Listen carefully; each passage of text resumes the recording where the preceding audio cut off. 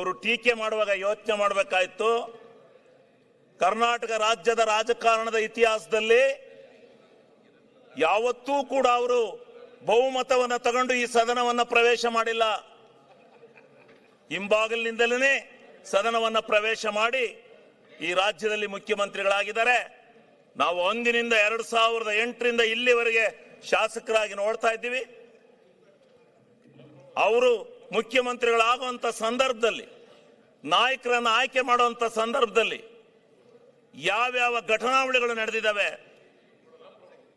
ಕಳೆದ ಸಾರಿ ವಾಮ ಮಾರ್ಗದಿಂದ ನಮ್ಮ ಸದಸ್ಯರುಗಳ ರಾಜೀನಾಮೆಯನ್ನು ಕೊಡಿಸಿ ಅವರು ಮುಖ್ಯಮಂತ್ರಿಗಳಾದಂತ ಸಂದರ್ಭದಲ್ಲಿ ಯಡಿಯೂರಪ್ಪನವರು ಅವರನ್ನ ಕೆಲವೇ ವರ್ಷಗಳಲ್ಲಿ ಅವರನ್ನ ಇಳಿಸಿ ಅವರಿಗೆ ರಾಜೀನಾಮೆ ಕೊಡಿಸಬೇಕಾದ್ರೆ ನಡೆದಿರ್ತಕ್ಕಂಥ ಘಟನಾವಳಿ ಈ ರಾಜ್ಯದ ಜನ ನೋಡಿಲ್ವಾ? ಇವರು ನಮ್ಮ ಮುಖ್ಯಮಂತ್ರಿಗಳನ್ನ ಟೀಕೆ ಮಾಡಬೇಕಾ? ನಮ್ಮ ಮುಖ್ಯಮಂತ್ರಿಗಳು ಸದೃಢವಾಗಿದ್ದಾರೆ. ನಮ್ಮ ಮುಖ್ಯಮಂತ್ರಿಗಳಿಗೆ ಈ ಕರ್ನಾಟಕ ರಾಜ್ಯದ ಜನ ಒಪ್ಕೊಂಡಿದ್ದಾರೆ. ಒಪ್ಕೊಳ್ಳೋ ಹೊತ್ತಿಗೆ ಮತ್ತೆ ಈ ಸಾರಿ ಅವರನ್ನ ಮುಖ್ಯಮಂತ್ರಿಯಾಗಿ ಆಯ್ಕೆ ಮಾಡಿದ್ದಾರೆ. ಇವರ ಪಕ್ಷ ಮಾತ್ರ, ಇವರ ನಾಯಕತ್ವ ಮಾತ್ರ ಬಹಳ ಈ ರಾಜ್ಯದಲ್ಲಿ ಬಹಳ ಅಚ್ಚುಕಟ್ಟಾಗಿದೆ ಅಂತ ಹೇಳಿ ತಿಳ್ಕೊಂಡಿದ್ದಾರೆ. ಆದ್ರೆ ನಾವು ಆ ರೀತಿ ನಮ್ಮ ಸರ್ಕಾರ, ನಮ್ಮ ಮುಖ್ಯಮಂತ್ರಿಗಳ ಸರ್ಕಾರ, ನಮ್ಮ ಕಾಂಗ್ರೆಸ್ ಸರ್ಕಾರ ಬಹಳ ಸದೃಢವಾಗಿರ್ತಕ್ಕಂಥ ನಾಯಕತ್ವದಲ್ಲಿ ಇಡೀ ಕರ್ನಾಟಕ ರಾಜ್ಯದ ಜನತೆಗೆ ಯಾವ ರೀತಿ ಅಧಿಕಾರ ವ್ಯವಸ್ಥೆಯ ಪಾಲನ್ನು ಹಂಚಿದೆ ಇರ್ತಕ್ಕಂಥದ್ದನ್ನ ನಾನು ಈ ಸದನದಲ್ಲಿ ತಿಳಿಸಲಿಕ್ಕೆ ಸ್ಪಷ್ಟಪಡಿಸ್ತೇನೆ. ಇವತ್ತು ನಾವು ಅಧಿಕಾರಕ್ಕೆ ಬರಬೇಕಾದ್ರೆ ಒಂದು ಮಾತನ್ನ ಕೊಟ್ಟು ಭರವಸೆ ಮೇಲೆ ಬಂದಿದ್ದು, ನಿಮಗೆ 5 ಗ್ಯಾರಂಟಿಗಳನ್ನು ಕೊಡ್ತೇವೆ. 5 ಗ್ಯಾರಂಟಿಗಳ ರೂಪದಲ್ಲಿ ಈ ನಾಡಿನ ಈ ರಾಜ್ಯದ ಜನತೆಯ, ಬಡ ಜನತೆಯ ಎಲ್ಲರ ಸಂಕಷ್ಟಗಳನ್ನು ನಿವಾರಣೆ ಮಾಡತಕ್ಕಂಥ ದೃಷ್ಟಿಯಿಂದ ಪ್ರಾಮಾಣಿಕವಾಗಿರ್ತಕ್ಕಂಥ ಪ್ರಯತ್ನವನ್ನು ಮಾಡಿ ಈ ರಾಷ್ಟ್ರದ ಜನತೆಗೆ ನಾವು ಈ ಒಂದು ಗ್ಯಾರಂಟಿಗಳನ್ನು ಅನುಷ್ಠಾನಕ್ಕೆ ತರ್ತೇವೆ.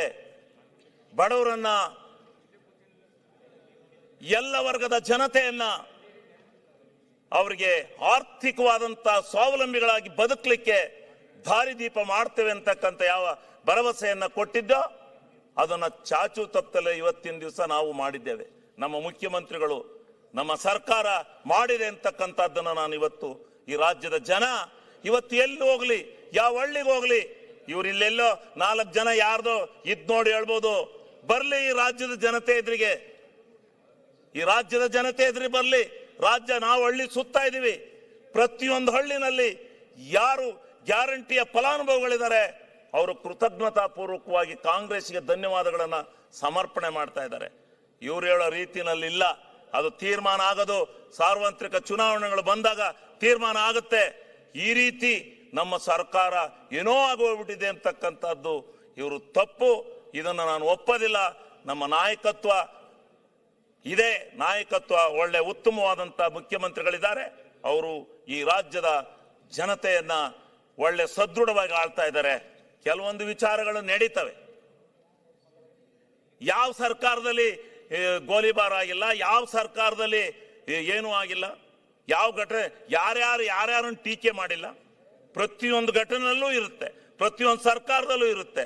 ಅದನ್ನೆಲ್ಲ ಈಗ ಅಂಕಿ ಸಂಖ್ಯೆ ಮಾತಾಡ್ತಾ ಕೂತ್ಕೊಂಡ್ರೆ 3 ಗಂಟೆ ಬೇಕು ಒಬ್ಬೊಬ್ಬರಿಗೆ. ಯಾವ ಸರ್ಕಾರದಲ್ಲೂ ಘಟನಾವಳಿಗಳು ನಡೆದಂಗಿಲ್ಲ. ಏನು ಸರ್ಕಾರ ಇವ್ರು ಹೇಳ್ತಾರೆ ಅಬಕಾರಿನಲ್ಲಿ CL7ಗಳನ್ನ ದಾಳಿ ಮಾಡಿದ್ದಾರೆ, ಕೊಟ್ಟಿದ್ದಾರೆ ಅಂತ. ಇವರು ಕಳೆದ ಸಾರಿ ಸರ್ಕಾರದಲ್ಲಿ ಎಷ್ಟು ಕೊಟ್ಟಿದ್ದಾರೆ ಅನ್ನೋದನ್ನು ಹೇಳಿ, ತಗಬರ್ಲಿ ಅಂಕಿ ಸಂಖ್ಯೆನ. ಇವ್ರ ಕಾಲದಲ್ಲಿ ಏನು ಯಾವುದೇ ರೀತಿಯಾದ ಅಬಕಾರಿ ವ್ಯವಹಾರ ಮಾಡೇ ಇಲ್ಲ, ಅಬಕಾರಿ ಲೈಸೆನ್ಸ್ಗಳು ಕೊಟ್ಟೇ ಇಲ್ಲ.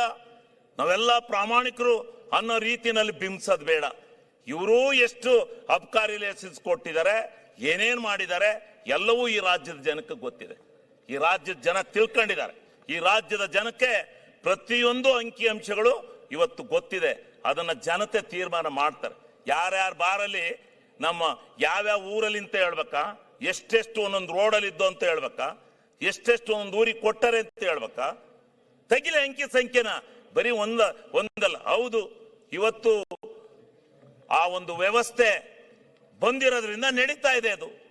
ಅದನ್ನ ಕೇವಲ ಕಾಂಗ್ರೆಸ್ ಸರ್ಕಾರ ಬಂದಲೇ ಜಾಸ್ತಿ ಮಾಡ್ತಾರೆ ಅಂತಕ್ಕಂಥದ್ದ ಭ್ರಮೆನ, ಆ ಒಂದು ಏನು ಆಪಾದನೆ ಇದೆ ಅದನ್ನ ಅವರು ವಾಪಸ್ ತಗೋಬೇಕು ಅಂತಕ್ಕಂಥ ಮಾತನ್ನ ನಾನು ಈ ಸಂದರ್ಭದಲ್ಲಿ ಹೇಳಲಿಕ್ಕೆ ಬಯಸ್ತೇನೆ. ಆಮೇಲೆ ನಮ್ಮ ಬಹುಮುಖವಾಗಿರ್ತಕ್ಕಂಥದ್ದು ರಾಷ್ಟ್ರಪತಿ ರಾಜ್ಯಪಾಲರ ಹತ್ರ ಹೇಳಿಸ್ಬೇಕಾಗಿದ್ದಂಥದ್ದು, ರಾಜ್ಯಪಾಲರ ಹತ್ರ ನಾವು ಹೇಳಿಸ್ಬೇಕಾಗಿದ್ದು ಅನ್ನೋ ವಿಚಾರ ಬಹುಮುಖ್ಯವಾಗಿರ್ತಕ್ಕಂಥದ್ದು. ಏನು ಕೇಂದ್ರ ಮತ್ತು ರಾಜ್ಯಗಳ ಒಕ್ಕೂಟ ವ್ಯವಸ್ಥೆನಲ್ಲಿ ನಾವೇನು ಕಾನೂನನ್ನ, ಸಂವಿಧಾನವನ್ನು ರಚನೆ ಮಾಡ್ಕೊಂಡಿದೀವಿ, ಆ ಸಂವಿಧಾನದಲ್ಲಿ ಕೇಂದ್ರಕ್ಕೆ, ರಾಜ್ಯಕ್ಕೆ ತನ್ನದೇ ಆದಂತ ಅಧಿಕಾರ ವ್ಯವಸ್ಥೆ ಇದೆ, ಕೇಂದ್ರಕ್ಕೂ ಇದೆ. ಆದರೆ ಕೇಂದ್ರ ಈ ಹಣಕಾಸಿನ ವ್ಯವಸ್ಥೆ ಒಳಗಡೆ ಒಂದು ಕಾನೂನನ್ನ ಜಾರಿಗೆ ತಂದ್ರು.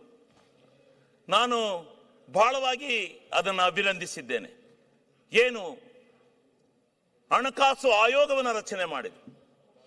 ಹಣಕಾಸು ಆಯೋಗವನ್ನು ರಚನೆ ಮಾಡಿ ಅಟಾನಮಸ್ ಬಾಡಿಯನ್ನ ಮಾಡಿ ಅವರು ಏನು ತೀರ್ಮಾನಗಳನ್ನು ತೆಗೆದುಕೋತಾರೆ, ಆ ತೀರ್ಮಾನಗಳನ್ನ ಯಾವ ರಾಜ್ಯಕ್ಕೆ ಹಣಕಾಸಿನ ಮುಗ್ಗಟ್ಟಿದೆ, ಹಣಕಾಸಿನ ವ್ಯವಸ್ಥೆಯನ್ನು ಸರಿಪಡಿಸಬೇಕು. ಆ ಹಣಕಾಸಿನ ವ್ಯವಸ್ಥೆಯನ್ನು ಸರಿಪಡಿಸುವಂತ ಕಾಲದಲ್ಲಿ ಆ ಹಣಕಾಸಿನ ಆಯೋಗ ಏನು ಶಿಫಾರಸನ್ನ ಮಾಡುತ್ತೆ, ಆ ಶಿಫಾರಸನ್ನ ಮಂತ್ರಿ ಮಂಡಲ ಕೇಳಬೇಕು ಅಂತಕ್ಕಂಥದ್ದು, ಅದನ್ನ ಕಾರ್ಯಾಚರಣೆಗೆ ತರಬೇಕು ಅಂತಕ್ಕಂಥ ಕಾನೂನು ಈ ದೇಶದಲ್ಲಿದೆ. ಆದ್ರೆ ಆ ಹಣಕಾಸು ಆಯೋಗವನ್ನ ನೀವು ಗಣನೆ ತಗೊಳ್ಳದಲ್ಲೇ ಹಣಕಾಸು ಆಯೋಗವನ್ನ ಗಾಳಿಗೆ ತೂರಿ ನೀವು ಈ ರೀತಿ ಈ ರಾಜ್ಯಗಳನ್ನ, ಅದರಲ್ಲೂ ನೇರವಾದಂತ ಆಪಾದನೆ ಮಾಡ್ತೇನೆ, ಯಾವ ಬಿಜೆಪಿಯೇತರ ಸರ್ಕಾರಗಳು ಈ ದೇಶದಲ್ಲಿದ್ದಾವೆ ಆ ಎಲ್ಲ ರಾಜ್ಯಗಳಿಗೆ ಇವರು ಅನ್ಯಾಯ ಮಾಡ್ತಾ ಇದ್ದಾರೆ, ಹಣವನ್ನು ಹಂಚಿಕೆಯಲ್ಲಿ ಅನ್ಯಾಯ ಮಾಡ್ತಾ ಇದ್ದಾರೆ, ಯಾವ ಸವಲತ್ತನ್ನು ಕೊಡ್ತಕ್ಕಂಥದ್ರಲ್ಲಿ ಅನ್ಯಾಯ ಮಾಡ್ತಾ ಇದ್ದಾರೆ. ಅಂಕಿ ಸಂಖ್ಯೆಗಳನ್ನ ಹೇಳಿ ಸಮರ್ಥನೆ ಮಾಡಬಹುದು. ಇವತ್ತು ಕರ್ನಾಟಕ ರಾಜ್ಯವನ್ನ ಇವತ್ತು ಇಕ್ಕಟ್ಟಿಗೆ ಆರ್ಥಿಕವಾಗಿ ಸಿಕ್ಕಿಸಬೇಕು, ಇನ್ಯಾವ ದೃಷ್ಟಿಯಿಂದಲೂ ಇವರನ್ನ ಸಿಕ್ಸಕ್ ಸಾಧ್ಯ ಇಲ್ಲ ಅಂತ ಹೇಳಿ ಹಣಕಾಸಿನ ತೊಂದರೆ ಕೊಡ್ತಕ್ಕಂಥ ದೃಷ್ಟಿನಲ್ಲಿ ಇವರು ಈ ಕೇಂದ್ರ ಸರ್ಕಾರ ಇವತ್ತು ಮಾಡ್ತಾ ಇದೆ. ಅದಕ್ಕೋಸ್ಕರನೇ ರಾಜ್ಯಪಾಲರ ವಂದನಾ ನಿರ್ಣಯದಲ್ಲಿ ನಾವು ಈ ವಿಚಾರನ ಪ್ರಸ್ತಾಪ ಮಾಡಿದ್ದೀವಿ. ಯಾರಾಗ್ತಾರೆ ಎಂಎಲ್ಎ ಅಭ್ಯರ್ಥಿ 2028 ಶೀಘ್ರದಲ್ಲೇ. ಪ್ರತಿದಿನ ಒಂದೊಂದು ಕ್ಷೇತ್ರದ ಟಿಕೆಟ್ ಆಕಾಂಕ್ಷಿಗಳ ಸಂಪೂರ್ಣ ಮಾಹಿತಿ ಪೊಲಿಟಿಕಲ್ ಜರ್ನಲಿಸ್ಟ್ KM ಶಿವಕುಮಾರ್ ಅವರಿಂದ. ಕರ್ನಾಟಕದ ನಂಬರ್ 1 ಡಿಜಿಟಲ್ ಮೀಡಿಯಾ ನಿಮ್ಮ ನೆಚ್ಚಿನ ಕರ್ನಾಟಕ ಟಿವಿಯಲ್ಲಿ ಮಾತ್ರ. ನೀವು ಸಣ್ಣ ಆಗ್ಬೇಕಲ್ವಾ? ಅದು ಒಂದು ಉತ್ತಮ ಆಹಾರದಿಂದ ಸಣ್ಣ ಆಗ್ಬೇಕಲ್ವಾ? ಪ್ರತಿದಿನ ನಮ್ಮ ಜೀನಿ ಸ್ಲಿಮ್ನ ಯೂಸ್ ಮಾಡಿ ಯಾವುದೇ ಸೈಡ್ ಎಫೆಕ್ಟ್ ಇಲ್ದಂಗೆ ನೀವು ಸಣ್ಣ ಆಗ್ತೀರಾ.